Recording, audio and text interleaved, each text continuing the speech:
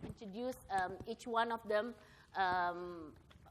First of all, I think Maria Karp, she's the VP Government Affairs of Chevron. Welcome, Maria. And also Kathleen Kirk, she's the CFO of Freeport McMoran. Welcome. And also we have Ida Gahmi Kurniasi, the President Director of Syncona Indonesia. Ida. And we have Susi Listiawati, the Managing Director of PT Bank Rakyat Indonesia, one of the leading bank state-owned enterprises in Indonesia. And also Cynthia Rusli, our chairwoman of the Indonesia Exim Bank. So I would like to actually start this conversation more talking about leadership. How do you feel, is there a difference in the management style of being a woman leader, on being the boss? There are fundamental differences that women and men, you know, and I don't want to generalize, but the women and men seem to be driven differently in some cases. I think, you know, everyone wants to succeed and everyone wants to advance their careers, but I do think that the management styles of women and men are different, and in our organization, really our leadership, and this, you know, from my career, has always been very inclusive. So it didn't matter whether you were a man or a woman. If you were ready to jump out there and finish a project or start a project or take the lead on something, the guys were always willing to do that, but to let you do it. And so the topic of inclusion and letting women, you know, go to their potential, I think, has been something in Freeport that people have been able to thrive on. But the management style and what women want out of their work is sometimes different. When I talk to some of the people that I work with, and I don't have a lot of direct reports that are women, but some of the people that I work with that do have a lot of direct reports that are women say that it is different in terms of the feedback that women like to get about how they're doing, and making sure that they are meeting expectations, and it seems that they want to see that feedback, verbal feedback, you know, more frequently than maybe a male would. So I want to ask my Indonesian colleague, because I think a lot of you obviously manage a lot of men in your organization, right? I know 3 of you. So what is the biggest challenge you feel, you know, having all these men? I mean, you know, obviously you're the boss. They will say, they know, they listen to you like any other. But I know behind their back, are they talking about you as a Well, to be honest, yes. I sometimes feel that why men think like that, because in my personal opinion, it doesn't have to be that way in certain cases. But and sometimes I feel that as a woman, when you are in the office, then you have to work harder. You have to speak louder than the men, because I feel that sometimes men don't really hear you as if they hear the other men, you know. So you mean they hear more your male colleague than you? Sometimes. Yeah. So that's why in my personal experience, I have to be more. I have to work harder. I have to speak louder, and I have to achieve. I have to perform better than the others, because that's how I feel. I will take their attention. But it doesn't have to be like that. I mean, sometimes it doesn't necessarily always like that. Have you ever felt like you're being treated differently? For example, you know, you are all bored, you know, you are the only woman, and then, you know, there are specific tasks that is assigned by you because you are the female in the board. Have you ever felt that way? I really feel that way, because I believe that actually men and women actually having a kind of femininity and masculinity in him and in ours, only which one is dominant in a certain decision making.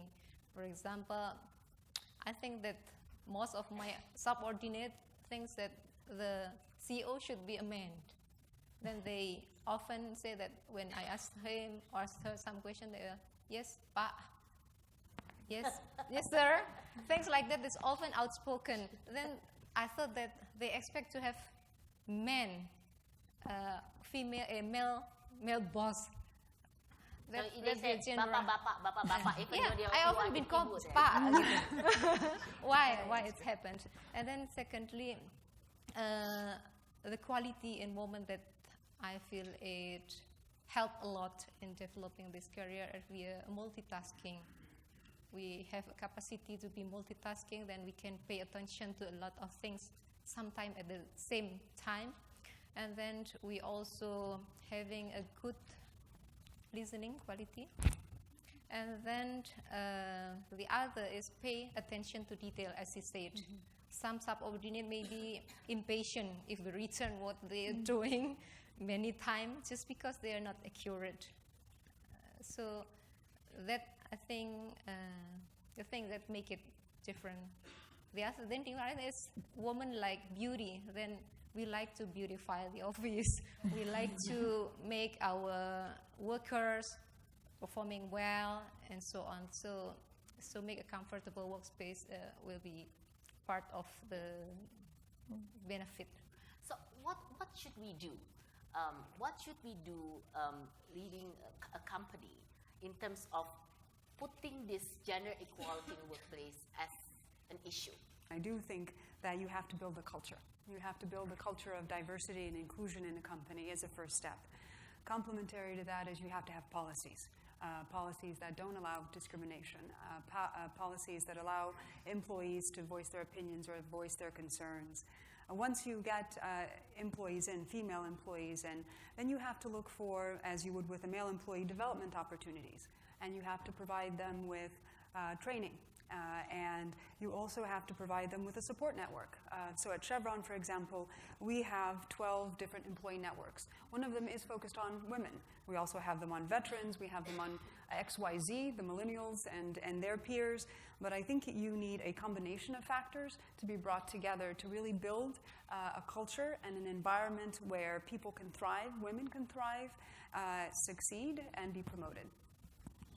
It's time to open to the floor, but I want to address specifically, perhaps I would start with the men, because I want to hear some men voices, some of the men in the room as well, including some subordinates who are here and some superiors maybe who are here.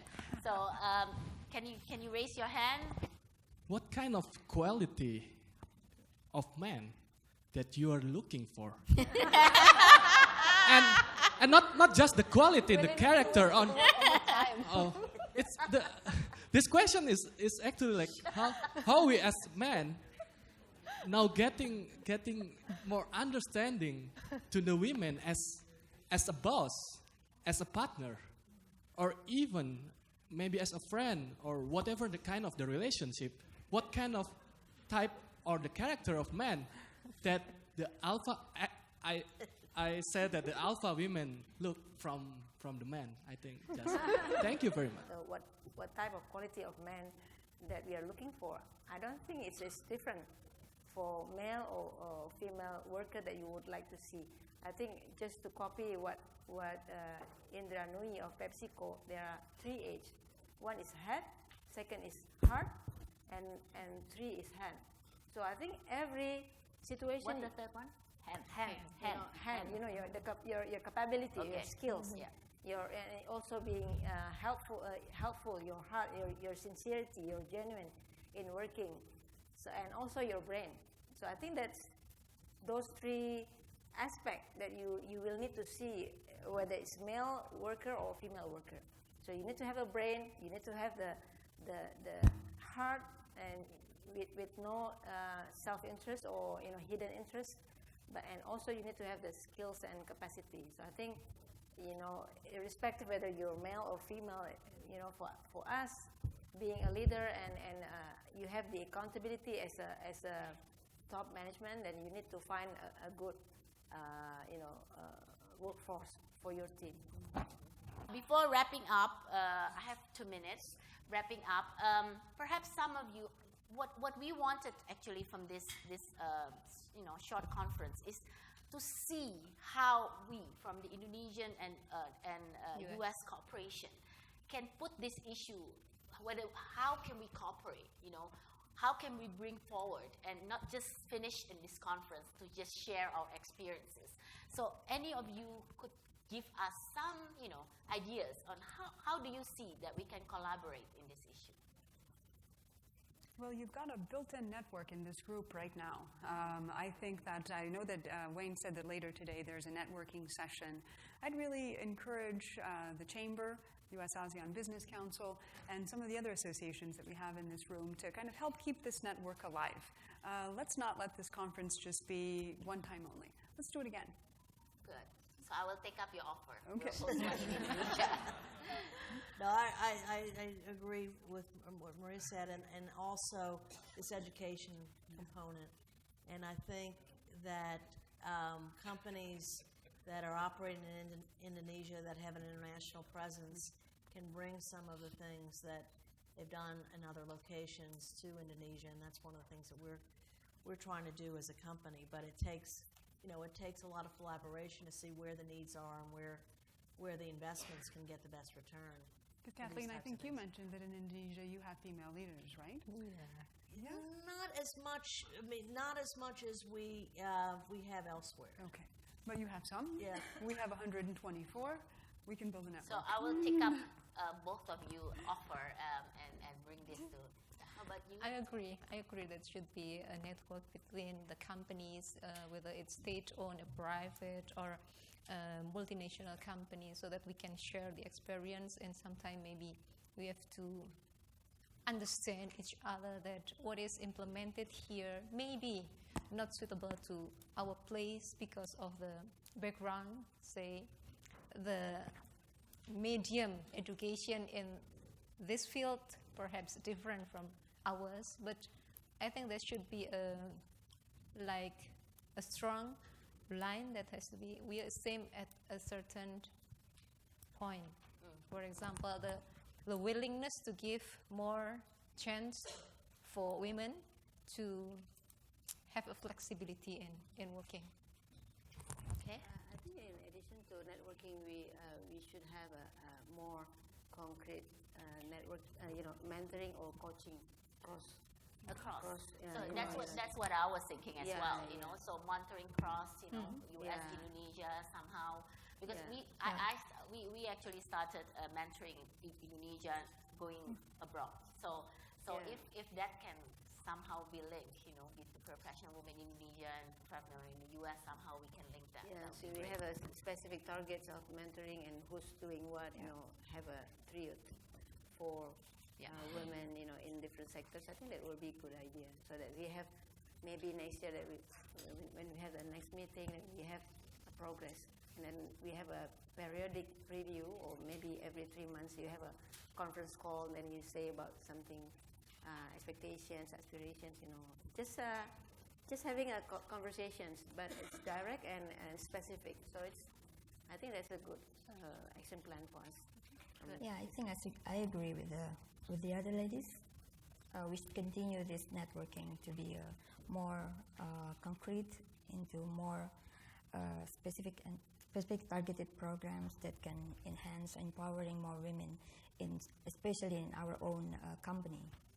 Okay. Well, thank you, ladies. Wayne is already looking at me.